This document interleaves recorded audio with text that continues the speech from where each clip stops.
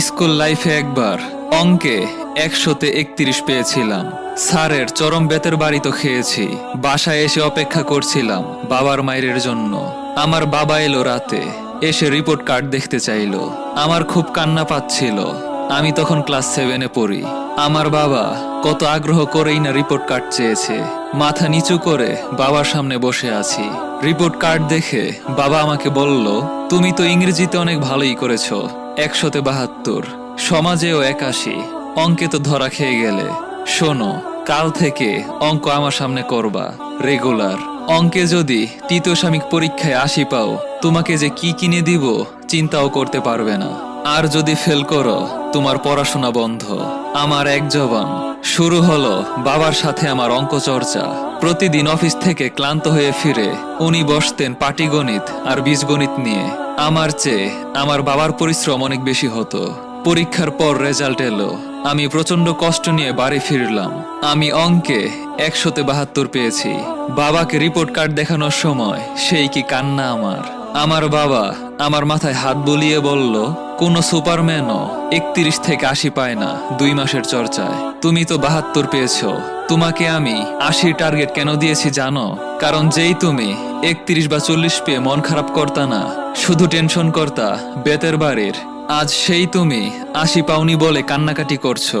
কারণ তোমার মানসিক পরিবর্তন হয়েছে। এখন তুমি বুঝতে পেরেছো তুমি আসলে 80 পাবার যোগ্য। সেই সন্ধ্যায় বাবা আমাকে নিয়ে স্টেডিয়াম মার্কেটে গিয়ে সেগা ড্রাইভ টিভিতে চলে একটি গেম কিনে দিল। বাবার এই আচরণ আমার মনে প্রচন্ড প্রভাব ফেলেছিল। আমাকে আমার বাবা কখনোই চাইবার সাথে সাথে কোনো কিছু কিনে দিত না, শর্ত জুড়ে দিত। শর্তে হেরে গেলে আমি সে জিনিসটা পেতাম না, আর মনও খারাপ করতাম না। কারণ আমার মনে হতো আমার ব্যর্থতার কারণে আমি জিনিসটি অ্যাচিভ করতে পারিনি। এসএসসিতে আমার খুব ভালো রেজাল্ট করার বিন্দুমাত্র আশা ছিল না, কিন্তু আমার বাবার আশা ছিল। আর বাবার সেই আশার শক্তি এতই বেশি ছিল যে আমি এসএসসিতে প্রচন্ড ভালো রেজাল্ট করি। বাবা 25 কেজি মিষ্টি কিনে নিজের হাতে সবার বাড়ি বিলিয়েছিল। এরপর ইন্টার পরীক্ষায় আমার রেজাল্ট ভালো হলো। বাবা আমাকে আরো একটি গেমিং সিস্টেম কিনে দিলেন। এরপর এলো ভর্তি পরীক্ষার যুদ্ধ। ভর্তি পরীক্ষা পুরোই ভিন্ন, জীবনের মোড় পরিবর্তন করে দেওয়া একটা অধ্যায়। আমি বন্ধু বান্ধব, আড্ডা গান এইসব নিয়ে মেতে গেলাম। এক রাতে আমার বাবা আমাকে বলল, বাবারে, আমি মধ্যবিত্ত মানুষ, তোমাকে দামি প্রাইভেট ইউনিভার্সিটিতে পড়ানোর টাকা আমার নেই, সামর্থ্যও নেই। তুমি একটু মন দিয়ে পড়াশোনা করো। আমি জানি আমার ছেলে ভালো কোথাও চান্স পাবে। যে ছেলে অঙ্কে এসএসসিতে 100-তে 100 পেতে পারে, সে ছেলে চেষ্টা করলে সবই পারে। বাবা চোখটা চকচক করে বলল, তুমি যদি ভালো ভার্সিটিতে চান্স পাও, স্পেশালি বুয়েট বা মেডিকেল, আমি তোমাকে তোমার টেবিলে আঠা দিয়ে লাগানো সেই কম্পিউটারটা কিনে দেব। আমার বাবা সবই লক্ষ্য করে। আমার খুব স্বপ্ন ছিল আমার নিজের একটা কম্পিউটার হবে। বলতে সাহস পেতাম না, তাই ছবি কেটে টেবিলে সাজিয়ে রাখতাম। আমার বাবা আমার হাত দুইটা শক্ত করে ধরলেন। বিশ্বাস করুন, আমি মাত্র 2টা ভর্তি পরীক্ষার ফর্ম কিনেছিলাম, বুয়েট আর মেডিকেল। আমি 2টাতেই চান্স পেয়েছি। গর্ব করে বলছি না আমি এভারেজ স্টুডেন্ট ছিলাম, কিন্তু আমাকে আকাশ ছোঁয়ার স্বপ্ন দেখিয়েছিল আমার বাবা। আমি যা তার চেয়ে অনেক বেশি শক্তিশালী মনে করিয়ে দিত আমার বাবা।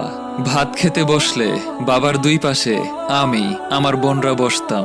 উনি মাছ মাংস যা ছিল ভেঙে ভেঙে তার ছেলে মেয়ের পাতে তুলে দিত। এতেই ওনার প্রচন্ড তৃপ্তি হতো। আমার মেডিকেল ভর্তি ক্যান্সেল করে বুয়েটে ভর্তি হবার 1 মাসের মধ্যেই হাই কনফিগার ডেস্কটপ পিসি চলে আসে আমার টেবিলে। আমি জানি এই পিসি কিনতে বাবার যে কতটা কষ্ট হয়েছে, কিন্তু পিসির পাশে বসে যখন আমি আনন্দে বারবার চোখ মুছছিলাম, বাবা তাকিয়েছিল আর বলছিল, এই কম্পিউটারের জন্য আরো কিছু লাগবে, লাগলে বলবা, ইঞ্জিনিয়ার সাহেবের কম্পিউটার বলে কথা। আমার বাবা একজন গ্রেট মোটিভেটর। শুধু বুলি কপচিয়ে চলে যেতেন না, পাশে বসে ভুল শুধরে দিতেন। আমার বোন যখন ইন্টারে ভালো ফলাফল করতে পারলো না, আমার বাবা ওর মাথায় হাত বুলিয়ে বলেছিল, এটা তো জাস্ট একটা ছোট্ট ব্যাপার, আমার মেয়ে যে কত দূরে যাবে তা তো আমি দেখতেই পাচ্ছি। আমার সেই মেজো বোন ঢাকা ইউনিভার্সিটির ইন্টারন্যাশনাল রিলেশনস থেকে অনার্স মাস্টারে ফার্স্ট ক্লাস, এখন লন্ডনে ব্যারিস্টার। এই সব কিছুই সম্ভব হয় একজন বাবা, না না, একজন অতিমানব পিতার জন্য। এভাবে প্যারেন্টিং আমাদের যুগে সত্যি বিরল ছিল। আমার বাবা সেই কাজটা করিয়ে দেখিয়েছিলেন। আমার বাবা এখনো আমি একটু নিরাশায় পড়লে আদর করে বলে, বাবা রে, জীবনটা ইসিজি কার্ভের মতো, উঠে আর নামে। স্ট্রেট লাইনে হলে কি মানুষ বেঁচে থাকে? সন্তানের পরীক্ষার রেজাল্ট খারাপ হলে বকাঝকা বা মারধর না করে মানসিকভাবে সাপোর্ট করুন, ভালোবাসা দিয়ে শাসন করুন। ভালো থাকুক পৃথিবীর সকল বাবা মা।